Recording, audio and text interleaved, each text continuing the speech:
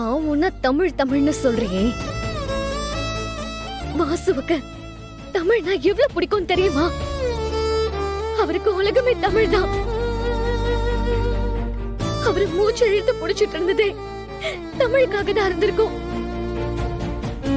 அந்த மூச்சை நிறுத்திட்டீங்களே, படு போவீங்களா? பாரதி, உங்க கோபம், வேதனை, கண்ணீர் இது எல்லாமே நியாயம்தான். ஆனா இதெல்லாம் தப்பே செய்யாத என்கிட்ட காட்டுறதுதான் எனக்கு வேதனையா இருக்கு. உங்களை நேசிச்சவன்ற முறையில உங்களை தொட்டு தாலி கட்டினன்ற உரிமையில சொல்றேன்.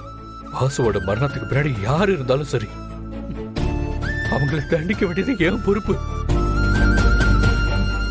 பிளீஸ், தயவு செஞ்சு என் கூட வாங்க.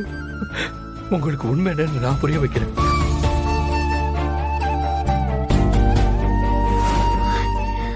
உங்களை கையெடுத்து கும்பிடுறேன். எனக்கு இது வரைக்கும் தெரிஞ்ச உண்மையே போதும். சாகுற வரைக்கும் அதை மட்டும் நினைச்சு நான் தாராளமா வேதனைப்பட்டுக்கலாம்.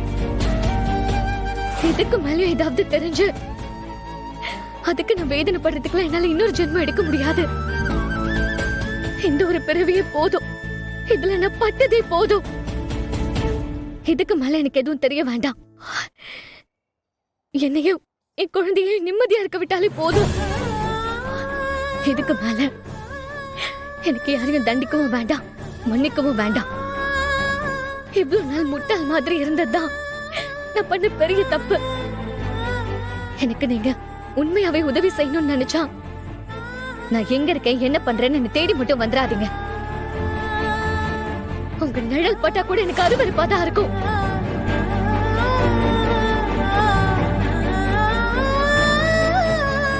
அப்போ என்னை விட்டு முழுசா போக போறீங்களா பாரதி? சாகுற வரைக்கும் என் கூடவே இருப்பேன்னு சொன்னீங்களே, அந்த காதெல்லாம் பொய்யா?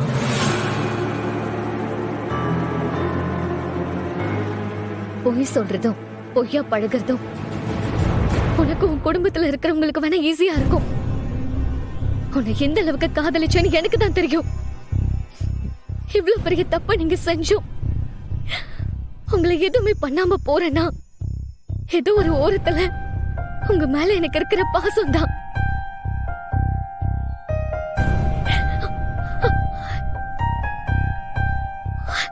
அந்த நினைப்பையும் தொடச்சு தூக்கி எறியதான் நான் இங்கிருந்து போறேன்.